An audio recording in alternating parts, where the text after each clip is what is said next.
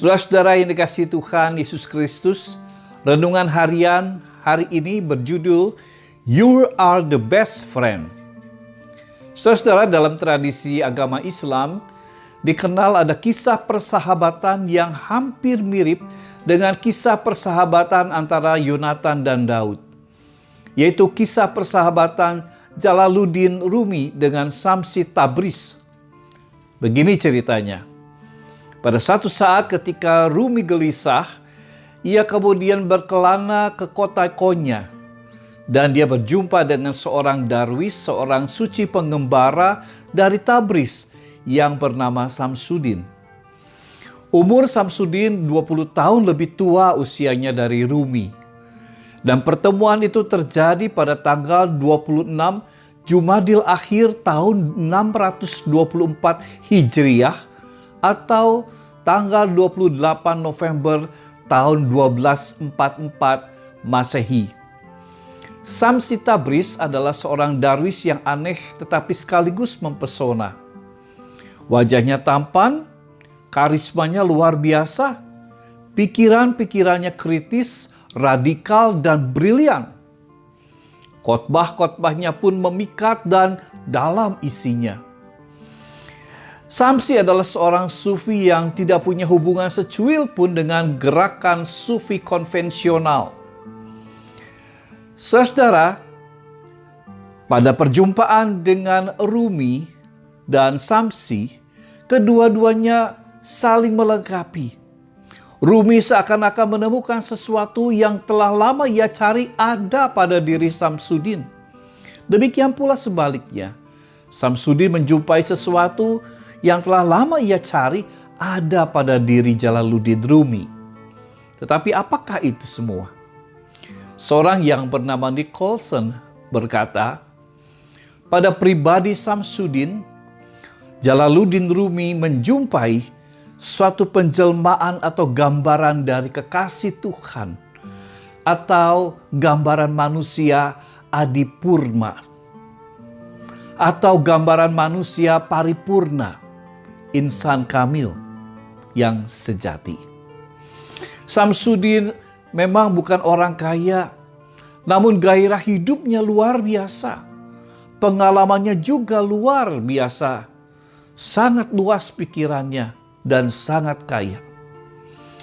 Kita bisa mendapat sumber ini dari Nuralwala Blogspot. Dalam renungan hari ini kita melihat persahabatan Yonatan dengan Daud. Daud adalah seorang gembala, warga masyarakat biasa dan hidupnya amat sederhana.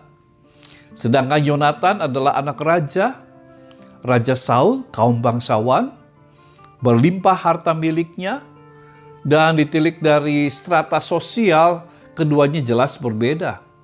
Selain itu perbedaan usia mereka pun juga cukup jauh. Tetapi berbagai perbedaan itu tidak bisa menjadi penghalang bagi mereka untuk menjalin satu persahabatan. Justru karena perbedaan itulah persahabatan mereka menjadi langgeng. Terlepas dari sederet perbedaan, ada satu kesamaan yang memadukan jiwa Yonatan dan Daud, yaitu mereka sama-sama mengandalkan Allah di dalam hidup mereka. Hal ini terlihat ketika Daud hendak maju berperang melawan tentara Filistin. Daud menyadari bahwa bukan karena kekuatan ia sendiri ia dapat mengalahkan tentara Filistin dan Goliat.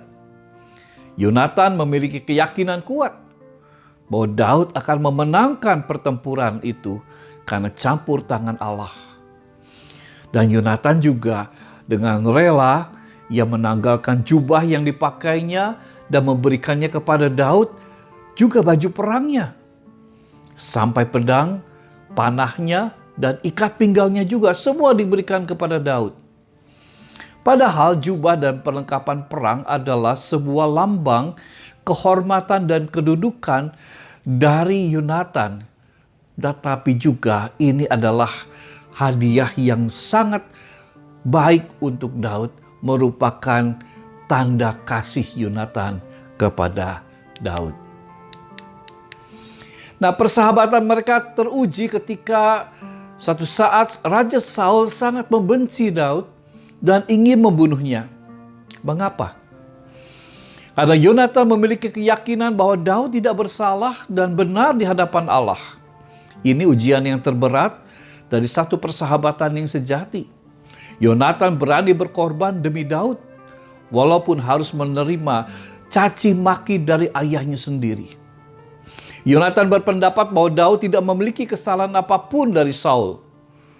Api kebencian begitu menyulut hati Saul karena ia merasa iri dan tidak dianggap oleh rakyatnya sendiri. Kemenangan-kemenangan dari pertempuran diraih oleh Daud setelah ia mengalahkan ribuan tentara Filistia dan menumbangkan Goliat. Dan ini membuat Daud dielu-elukan oleh seluruh rakyat dan para wanita Israel. Raja Saul semakin marah ketika dia melihat Daud mencoba menenangkan hati Saul dengan memainkan kecapinya dan memuji-muji Tuhan Allah. Saul bertekad bulat untuk membunuh Daud. Nah, persahabatan Yonatan dan Daud ini dipisahkan oleh jarak. Karena Daud harus lari cepat-cepat dari kejaran Saul yang ingin membunuhnya. Yonatan hatinya susah. Hingga akhirnya pun ia meninggal. Daud memandang Yonatan untuk terakhir kalinya. Sahabatnya itu kemudian pergi. Meninggalnya Yonatan menyisakan duka yang mendalam di hati Daud. Tapi walaupun demikian, Daud tetap teguh mewujud nyatakan ikatan perjanjian persahabatan dengan Yonatan, yaitu merawat dan melindungi anak Yonatan yang bernama Mephiboset. Daud berkata kepada Mephiboset, "Janganlah takut, sebab aku pasti akan menunjukkan kasihku kepadamu oleh karena Yonatan ayahmu. Aku akan mengembalikan kepadamu segala ladang Saul. Nenekmu dan engkau akan tetap makan sehidangan dengan aku." Kita bisa baca di dalam kitab 2 Samuel pasal 9 ayat 7. Daud dan Yonatan mengawali secara singkat persahabatan mereka, namun keduanya tidak pernah mengakhiri persahabatan mereka. Nah, saudara, dari dua kisah persahabatan yang kita sudah dengar ini, ada persamaannya. Dua pasang para sahabat ini menunjukkan ada yang sama, yaitu ada Tuhan yang menjadi keutamaan dalam hidup dan persahabatan mereka. Jadi ikatan persahabatan mereka adalah ikatan di dalam kasih Tuhan. Dan yang kedua adalah adanya proses saling mengasihi sebagai yang melengkapi kepenuhan dan keutuhan diri mereka. Saudara, persahabatan adalah panggilan untuk saling menerima dan saling memberi. Roma pasal 15 ayat 7 mengatakan, "Sebab itu terimalah satu akan yang lain sama seperti Kristus juga telah menerima kita untuk kemuliaan Allah." Persahabatan hanya akan mungkin terjadi pada hubungan yang sejajar. Tidak ada yang lebih tinggi dan yang lebih rendah. Walaupun mungkin status sosial bisa berbeda, tetapi pola relasi tetap ada dalam saling menerima dan saling menghargai. Persahabatan juga adalah sebuah panggilan untuk saling mempercayakan diri, saling mengungkapkan diri di dalam memenuhi hukum Kristus, yaitu hukum kasih. Galatia pasal 6 ayat 2 berkata, "Bertolong-tolonganlah menanggung bebanmu, demikianlah kamu memenuhi hukum Kristus."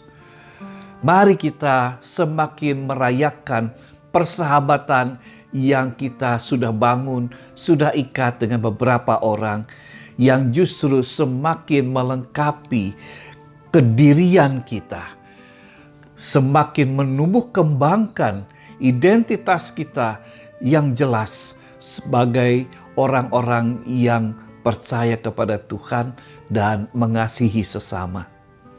Tuhan Yesus memberkati.